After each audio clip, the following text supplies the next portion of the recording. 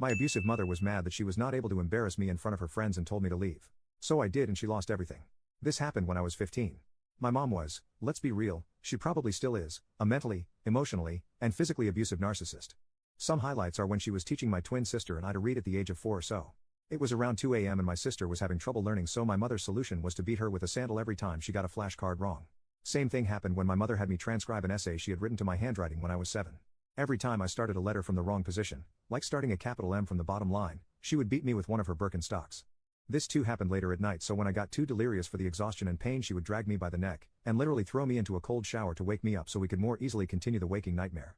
When I was 13, I told her to wanted to live with my dad. They were divorced, and she told me she didn't care what I did after I turned 18. I later figured out that this was because the child support stopped at age 18.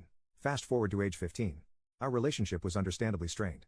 We had guests and she liked to use guests as a way of controlling our behavior through shame. It's easier to be an angsty teenager when your grown-up friends from church aren't watching and judging everything you do. This makes it easier for her to pretend to be a firm but loving mother, all while slipping in sideways comments like velvet daggers. Well, I decided I wasn't going to subject myself to the whole thing and spent the day outside in the woods nearby. When I saw our guests had left, I went back inside. My mother, perhaps unhappy at being denied a day-long emotional abuse routine, told me I wasn't welcome and that I should leave. My 15-year-old brain heard her words and knew that she only meant for a little while, but it also recognized that failed to specify any time frame at all. So, I hiked a couple miles to a friend's house and asked if I could spend a couple days there. When my friend's dad found out that I was there and why, he was pissed and said I could stay as long as I needed. I didn't go home that evening, or the next. My mom became concerned and contacted law enforcement to report me missing. This is a big deal for several reasons. We lived in the mountains on a national park, so it was a very real possibility that I had been attacked by a wild animal, become injured while hiking, drowned, or been kidnapped. Nobody knew of my mother's abusive tendencies or the squalor and neglect my sister and I lived in. Most importantly, the law enforcement was the local park rangers with which she worked daily. La immediately contacted my dad's side of the family to see if I had turned up there or contacted them. They promptly freaked the fuck out and came to my house with lawyers on standby. La then hired dogs to track my scent, and then everyone freaked out because the dogs tracked me to a nearby river where my trail died because the dogs couldn't pick up any more scent. Over the next couple days there were people going in and out of my house, rangers, lawyers, my family, etc., and several noticed the overpowering scent of cleaning chemicals, but only the lawyer considered why a clean house would reek of chemicals.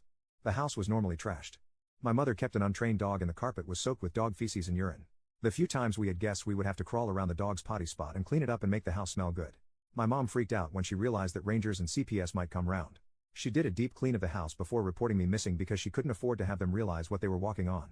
La started to canvass the nearby woods and neighborhood. My friend's dad came to me and asked if there was somewhere else I could stay. He told me that he wouldn't kick me out and didn't want to have to lie to the police or let the dogs on his property. My friend and I figured we would just go camping for a week or so, but instead I looked up my dad's side of the family and called, and they picked me up right away. Understandably, everyone had questions. When I told them what was happening, the lawyers, horrified, pounced. A judge issued an emergency change of custody and prevented her from gaining custody until she underwent a psychovalent therapy, which my mother would never allow. The rangers, equally horrified, completely shunned my mother and she eventually lost her job. Since she was only allowed to live on the park because she worked there, she was kicked out of her house. My friend's father and the trackers were members of the local community and churches, and they too shunned my mother. She lost her job, her house, her church, and her friends, all because she told me to leave and I did.